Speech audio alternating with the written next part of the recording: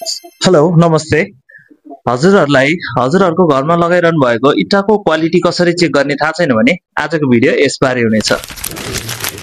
इँटाको गुणस्तरको चेक चाहिँ हजुरले तीन तरिकाले गर्न सक्नुहुन्छ है। पहिलो रफ टेस्ट, दोस्रो साउन्ड टेस्ट र तेस्रो भनेको स्क्रैच टेस्ट। अरू तरिकाले पनि गर्न सकिन्छ, तर यी तीन तरिकाले चाहिँ हजुर आफैले आफ्नो घरमा लगाइरहेको इँटाको गुणस्तर चेक गर्न सक्नुहुन्छ। हजुरहरूले ड्रप टेस्ट गरेर क्वालिटी चेक गर्न सक्नुहुन्छ है। त्यसको लागि हजुरले इँटालाई यसको हाइटमा राखेर यसरी ड्रप गर्नुपर्ने हुन्छ। राख्दाखेरि इँटा फुटेन भने चाहिँ हजुरको गुणस्तर इँटा भनेर हजुरले चिन्न सक्नुहुनेछ।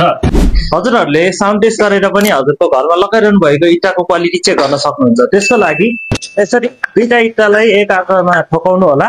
ठोक्दा मेटालिक आवाज आयो भने चाहिँ त्यसलाई गुणस्तर इँटा मानिन्छ।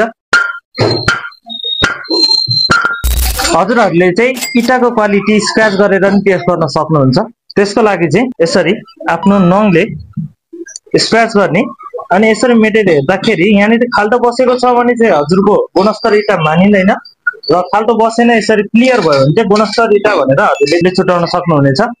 सो हजुरहरूले यो तरिकाले आफ्नो घरमा लगाइरहनु भएको इँटाको गुणस्तरको चेक गर्न सक्नुहुन्छ। यस्तै इन्फर्मेटिभ भिडियोहरूका लागि हाम्रो च्यानललाई सब्स्क्राइब गर्नु होला, हाम्रो पेजहरूलाई लाइक गर्नु होला। घर निर्माण सम्बन्धी तपाईहरुलाई केही थप कुरा जान्न मन छ भने, केही जिज्ञासाहरू छ भने हजुरहरूले हामीलाई कमेन्ट गर्न सक्नुहुन्छ।